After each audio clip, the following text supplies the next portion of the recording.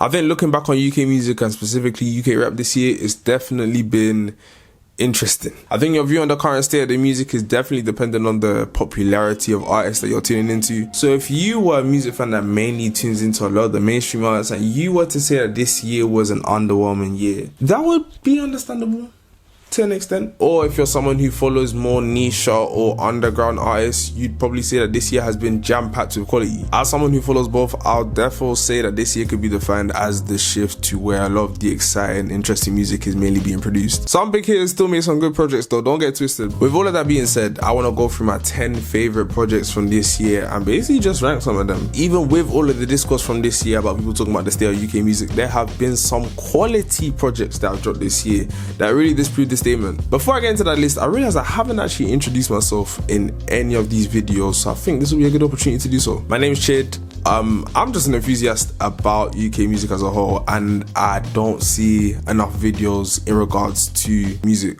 from here. Not to say that they don't exist, it's more just to say that they aren't delivered in the way that I'd want them to be. And I feel like a lot of people would want to see such content as well. So just trying to do my part in terms of basically bringing that content to the people that view it and the people that want to see it. I'm trying to be a lot more consistent going into the new year in terms of delivering long form content on this platform, so you should be seeing me a lot more. But yeah, to put it short, I'm just someone who likes to make videos about music, really and truly, so that's pretty much it. Anyways, enough rambling, let's get into this list. I'm gonna start talking about the honourable mentions first. There was actually, as I said, a lot of projects from this year that I really liked, but doing a top 10 was a lot harder than I thought it would be. So the first honourable mention will go to Rico's Tell Me Some More, which was actually one of my favourite like mini projects of the year and would have made the top 10 had it not been a 5-song EP. Rico knows how to make groovy music and has really been doing all he can to pioneer this house sound. And I like how he pairs his music with very casual, relatable lyricism, which isn't too challenging and just allows people to just ease with the music. And the project consisted of one of my songs of the year, which I might get into later, but yeah, very good small little EP there. Babe Summer's Dogma mixtape is another one of my honorable mentions. Kind of showcases his eclectic sound. It could be brash and harsh at times, but also sounds futuristic in some parts. But the production was super clean, and I think the whole project rounds out to be something that's quite wholesome and a lot more pensive than it would be credited for. Next is Pot Papers Thanks for Hating mixtape, which was also very good. I didn't return to it as much as I thought I would have earlier in the year. Nevertheless, it's still a very key highlight from this year, and Potter has been one of the most consistent rappers that we've had here. For the longest of times, he's been one of the best, and I don't know, you can hold that same standard for this mixtape in terms of it being that same quality that we're used to from Potter. Parsley's African Alien is another honorable mention, and yeah, his return has been emphatic to say the least. It has been so refreshing to hear him return with this energy and charisma that he's always had, but with a bit more of a spin on him being a lot more conscious and reflective and a lot more political messaging within his songs. Some real inspiring stuff, the music that he's making, and if I was to describe the whole album in like a couple words, it just sounds like a big party. Just different genres and different sounds meshed into one album, and yeah, it just sounds very good. Then the last honorable mention, and this was a difficult one because it was a toss-up between this album and 8, 9 and 10 on my list, but it'll go to Scraps with Reflection, the album. The album was very solid. It was kind of cool to just hear Scraps come back with a body of work, considering that he hadn't released an album for like 3 years. The album covers quite a few themes, and whilst it does have its bangers, it's on the whole quite relaxed. Provides the perspective of someone who understands their role now, having been in the game for quite a while, to, you know, educate and provide wisdom for the youth who may be in a similar position to where he was at their age. Have a slight gripe with the Potter feature, as when you listen to the 2 verses on that song Longevity, there is kind of a misalignment between the 2 verses when you compare them, which was kind of frustrating. But that small detail though, I still enjoy listening to that album, so it's all good. So diving into that top 10 list, at number 10 I have Tay Jordan's Play of the Year mixtape, which if this mixtape was your introduction to Tay Jordan as an artist, I'd say you'd probably be left quite impressed after listening to it. To put it shortly, this mixtape just feels very smooth and crisp, from the production to the cadence to his delivery. Like, it's something that you can just bake off to and mellow out. The way they even started the mixtape with Black U Hef and those keys that just sounded very hazy but profound, it just set the tone for the whole mixtape, and the wild lyricism on top of that opening line, bro. I could just tell the mixtape we're just gonna bang from the intro alone, and I feel like that was followed up for the rest of the mixtape because that 80s West Coast G-Funk sound really suits him. The features that he selected were also very good fits for the mood of the mixtape. I liked Wax Bentayga on there. Jesse James Solomon was another good feature. That keyboard verse on Foreign Waters, I will not stop talking about that one day. I need him to be a lot more consistent next year, man. He's really got a knack for making songs that just sound hella cool, and I really want to know where he will take this sound to in terms of expanding it and, you know, introducing more variety. But yeah, I just came away really enjoying that mixtape, honestly. If you haven't listened to that, please do, because that ish was fun.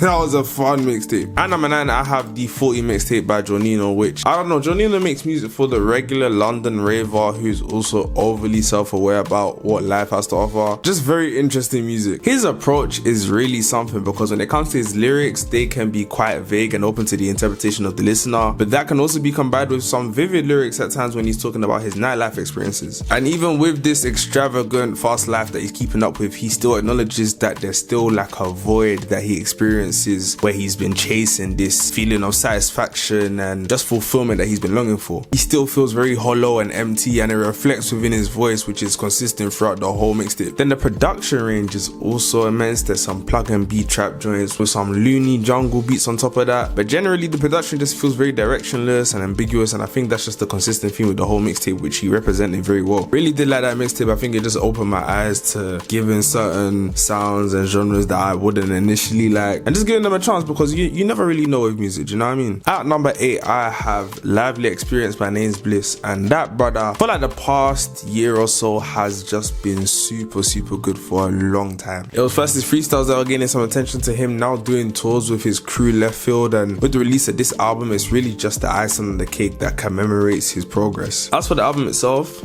that guy can really rap, bro. The similes and metaphors are just off the charts, but it's not even just the lyricism, it's also like an understanding of vocal inflections and how to manipulate your voice as well. His flows are constantly changing within his songs, and it just keeps things entertaining, like he gets it. The level of storytelling on I Told Him, it was serious stuff. The only thing is just that I wish after listening to that song that the rest of the songs in the album were more based on him delving into why he's so passionate about the social work that he does on a day-to-day. I do feel like the album could have been a bit more cohesive, but I don't think that takes away from the album already trying to portray that message of what Bliss is trying to do, trying to influence the youth positively through his rapping. And linking up with producers like Screws and Oakland to push this revamped, more futuristic version of grime is just straight class, man. I can't lie, it's cold. At number 7, I've got Geordie's Say No More, which I think is either a mixtape or an EP, I don't know which one, but all I know is that brother is different.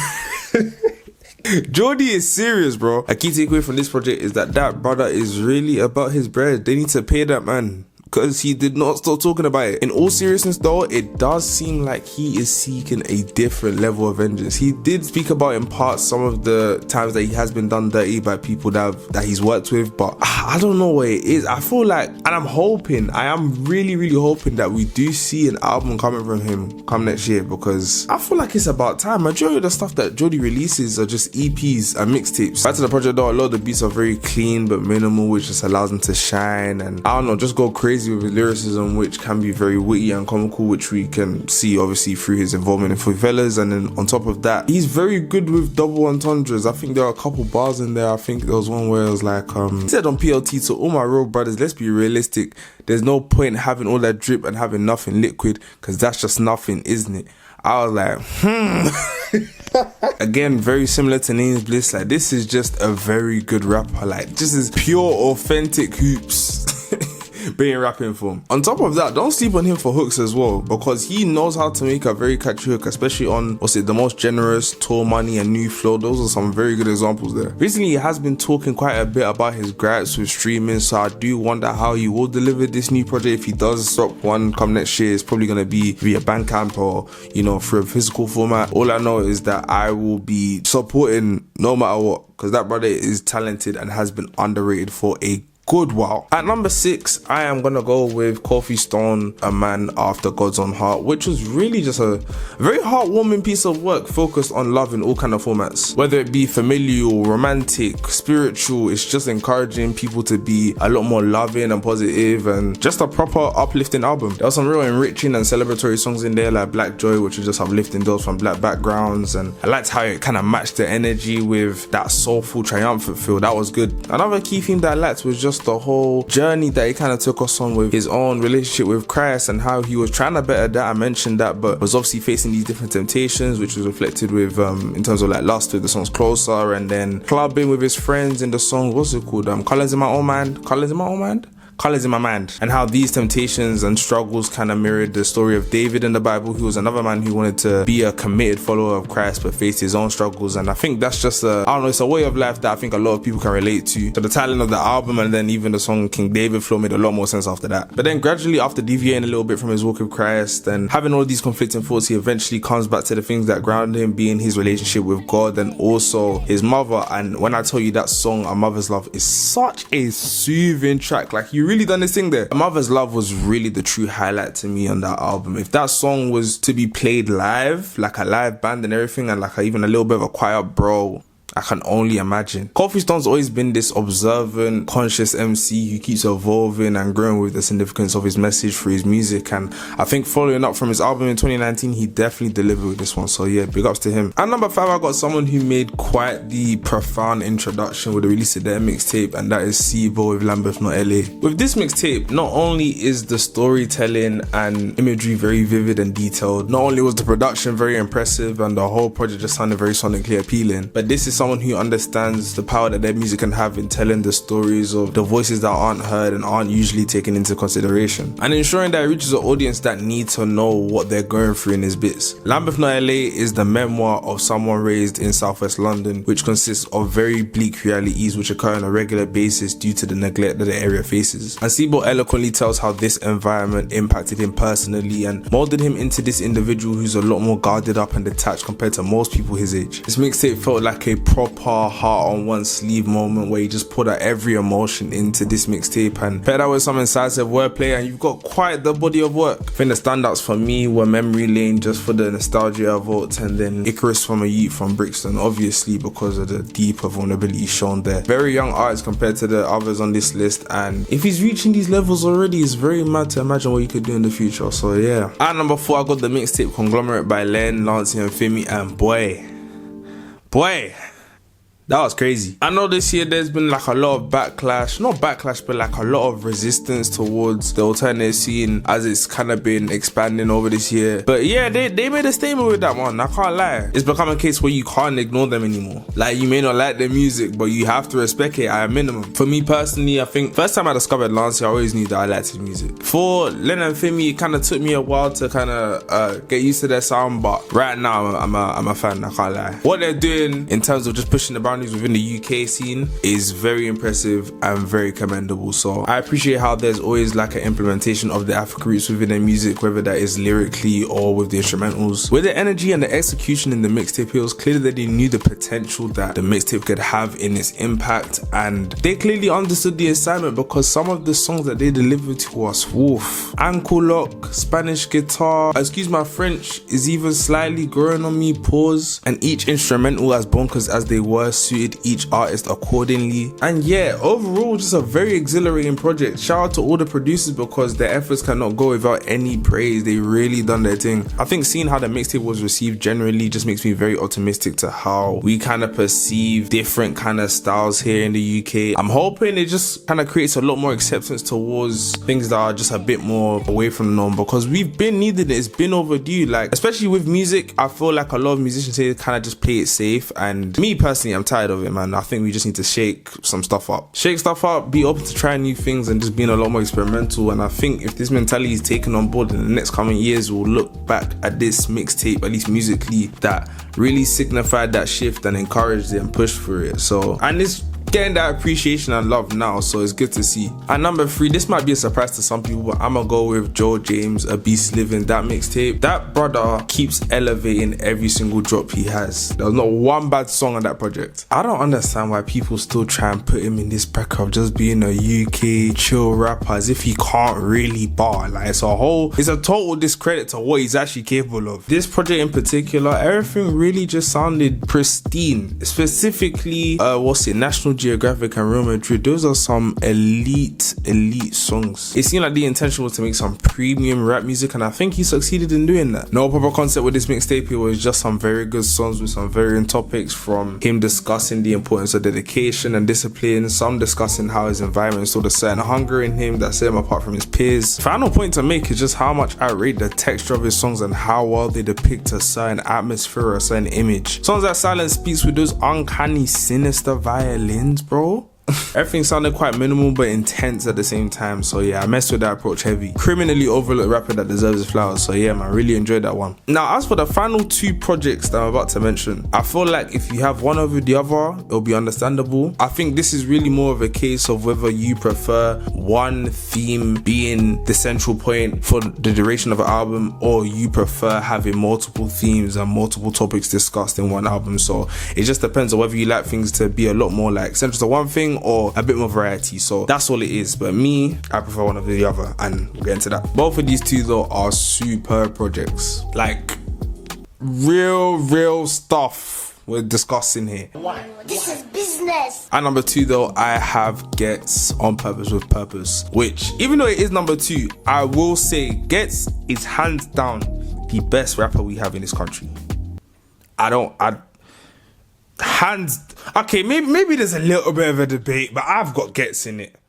I've got Gets. I think this album again showed that lyrically there aren't many rappers talking to him, but the main thing that stood out with him, that has always stood out whenever he releases any type of song or album or whatever, is just that his theatrical and dramatic delivery is always so consistent, and I'm happy it has stayed that way. The soonest voice to the scenario in Street Politics and Jonas Safety is just very on point, and it's a skill that we don't see as many rappers as we should kind of execute as well as Gets does it. I feel like on the whole, the album gives you a bit of everything in terms of the types of songs that it provides and features. Starts off quite reflective, then transitions into the more vengeful, vindictive songs, then goes into the whole joyful phase, and then transitions back out into more storytelling songs. And I think the transition between the different phases was executed very smoothly, even though I do feel like it could have actually done with a bit of trimming, having listened to the album like a couple of times now. Like I really liked Anakin. I feel like I would have liked the Unlucky feature had the beat excluded a couple things within it. I know a lot of people like the Lancey feature as well because he provides a different style that Gets can't really execute, but at the same time, I don't know, I didn't think it was that good of a fit personally. Aside from that though, I think this album will be remembered as his epiphany album, and by that I mean whilst his last album Conflict of Interest was a lot more of him pondering on his past and his come up, this album is a lot more of him kind of realizing and discussing some of the faults within life, should I say. One of those realizations being that constant graph for money and that avaricious nature that we're encouraged to have, taking time away from us to really build and maintain the connections of the people that really matter to us and are close to us, which I think is a very valid and relevant issue about current days standards. So it's good to see him using his platform and his talent to paint the picture of those who are feeling a lot of the societal burdens the most. And to top it all off, Mount Rushmore, boy, to have those three rappers on the same tune together going back to back is a madness, and I don't know, that's probably one of, if not the song of the year in my opinion. So yeah, On Purpose with Purpose, good stuff. Really good stuff.